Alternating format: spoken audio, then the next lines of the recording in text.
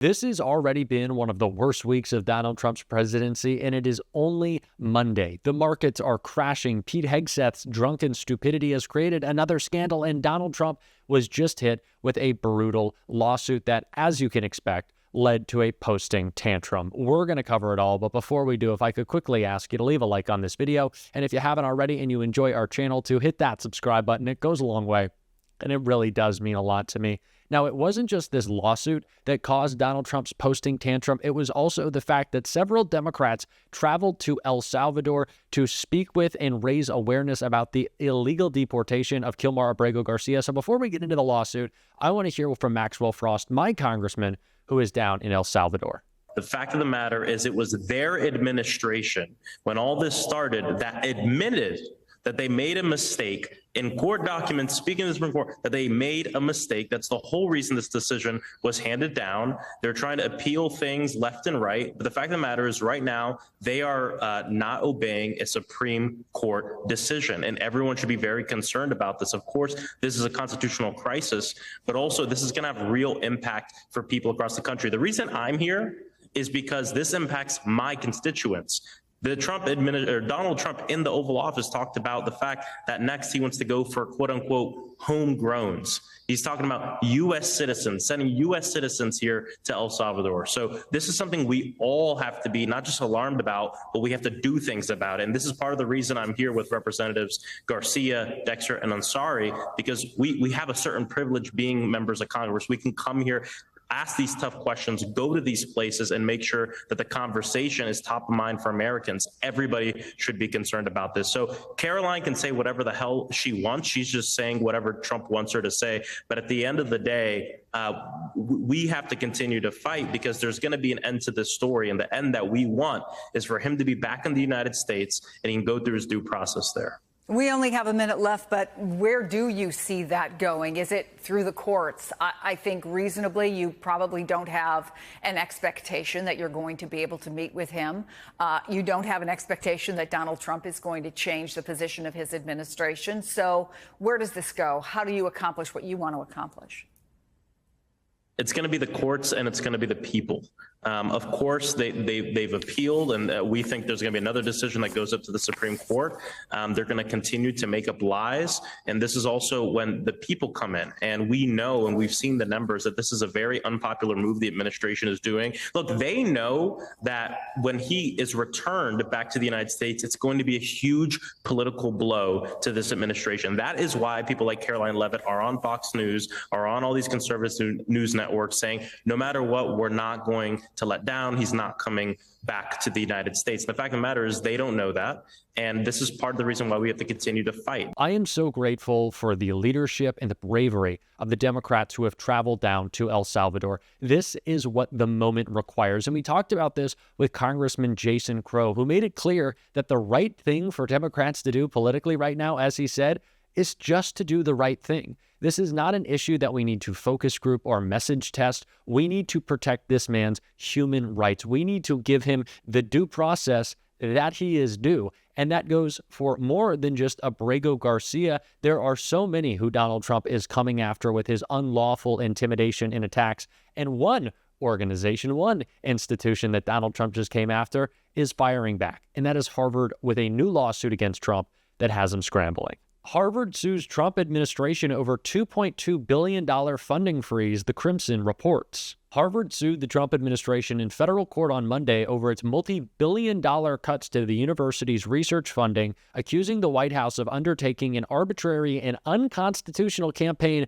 to punish Harvard for protecting its constitutional rights. The move comes just one day after the Trump administration reportedly planned to cut another $1 billion in federal grants and contracts from Harvard on top of an existing $2.2 billion cut that was announced last week. And it set in motion a historic legal clash as Harvard attempts to combat the Trump administration's devastating multi-agency campaign to slash the university's funding in exchange for deep concessions, including federal audits of Harvard's programs, agreements to screen international students for their beliefs, and in the installation of administrators who will ensure the White House's demands are carried out. The trade-off put to Harvard and other universities is clear. Allow the government to micromanage your academic institution or jeopardize the institution's ability to pursue medical breakthroughs, scientific discoveries, and innovative solutions, Harvard lawyers wrote in the Monday filing. The 51-page complaint filed in the United States District Court asked for the court to halt and declare unlawful the $2.2 billion freeze, as well as any freezes made in connection with unconstitutional conditions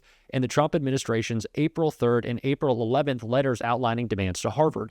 We stand for the truth that colleges and universities across the country can embrace and honor their legal obligations and best fulfill their essential role in society without improper government intrusion, the university president wrote on Monday afternoon. So Harvard is firing back at Donald Trump. And of course, anytime anyone does that, he does not like it too much. And so he responded to both Harvard and the Democrats going to defend the due process that is deserved to Kilmar Abrego Garcia, and two angry posts that we can see on Truth Social right here. Donald Trump wrote first of his lawsuit, "The radical left is only good at playing the ref. They are always threatening our judges. This is judicial intimidation and should be against the law." Trump also writing about Harvard, perhaps they should lose their tax-exempt status and be taxed as a political entity if it keeps pushing political, ideological, and terrorist-inspired supporting sickness. Remember, tax-exempt status is totally contingent on acting in the public interest. Trump wrote about Kilmar Abrego Garcia, "This is the man that the courts are trying to save from being deported.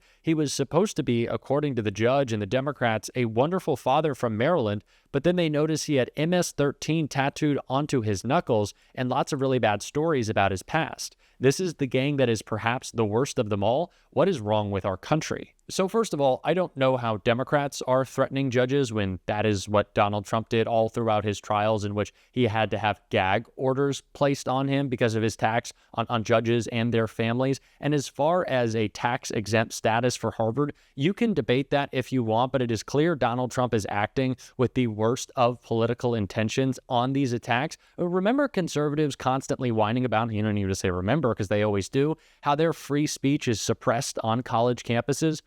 What is going on right now? What type of speech is Donald Trump trying to suppress on college campuses? It is always the hypocrisy. And as far as Kilmar Abrego Garcia goes, everything that Donald Trump is trying to say about this man is a lie. Not only did he unlawfully deport him, but he is also defaming him every day. And the lies that are being pushed about Donald Trump's illegal mass deportation plan were also called out on Fox by Maxwell Frost, who we heard from in the beginning of this video. So let's take a look at his amazing takedown of Will Cain right here. That's not what's going on. And you want to talk about courts. Wait, hold on. You want to talk about courts. But the highest court in the land told Donald Trump what to do. Facilitate him coming back to the country. And guess what they did? They flipped the bird to the Supreme Court. That's not the rule of law. And so we should all be... I've heard you make that argument, and I've heard Senator Van Hollen make that argument, that you're all of a sudden very dedicated to due process, and you're all of a sudden very dedicated to the legitimacy of decisions made by the Supreme Court of the United States.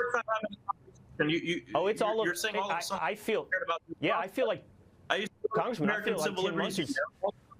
Excuse me. Even for people I disagree with, and that's the difference between us. Excuse me. I feel like, personally, we'll let the audience decide, if 10 months is relatively recently to be an adoptee of the legitimacy of the courts. Because on July 1st of 2024, you posted on your website the following. It's up right now if anyone wants to go to your website. Our country and the world will now recognize this day as the day the Supreme Court of the United States effectively became an illegitimate, politically corrupt arm of the conservative right wing. That's when the Supreme Court of the United States ruled that Donald Trump had immunity from prosecution. And on that day 10 months ago, you called the Supreme Court of the United States illegitimate. Here today, all of a sudden, you seem to be very dedicated, principled, in fact, to the simple rules of law, due process, and legitimacy of the court. I still hold that the Supreme Court is very much skewed to the right and that there is corruption on the court. I do hold that today. But the fact that the court is so skewed to the right, and even then, they're still saying a complete decision, unanimous decision, that he needs to be brought home, shows that this shouldn't be a partisan issue. There is a huge difference in calling a decision by the court that breaks with previous precedent illegitimate, one that clearly is in violation of the Constitution, illegitimate, calling out the court for a ruling that you believe is wrong. There is a difference between doing that and saying you are not going to listen to the court altogether. When Roe v. Wade was overturned, Joe Biden didn't come out and say, well, I don't like this ruling, so we're not going to listen to it. Do whatever you want, court. Try to enforce it. He didn't say that, right? When the court ruled against his student loan forgiveness plan, Joe Biden did say, all right, we are going to find alternative ways to accomplish this same goal, but the Supreme Court has made its ruling. Donald Trump isn't even saying that, as many conservatives have tried to argue. He's just saying, we refuse to follow the ruling altogether. We are disregarding it, and in fact, we're going to claim that you ruled in our favor. Those are completely different things, and it is just nonsense to hear anything different from MAGA. But this is not the only instance recently when we've seen them get a little shaky when it comes to the law, and Rachel Maddow broke that all down right here.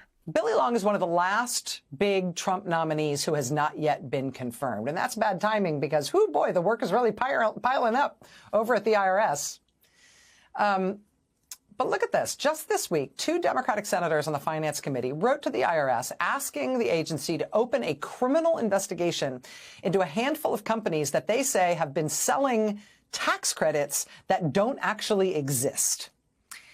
And that obviously is problematic on its face, but it's even more concerning that Billy Long, Trump's choice to run the IRS, has, quote, direct financial ties to some of the companies implicated in this alleged scheme.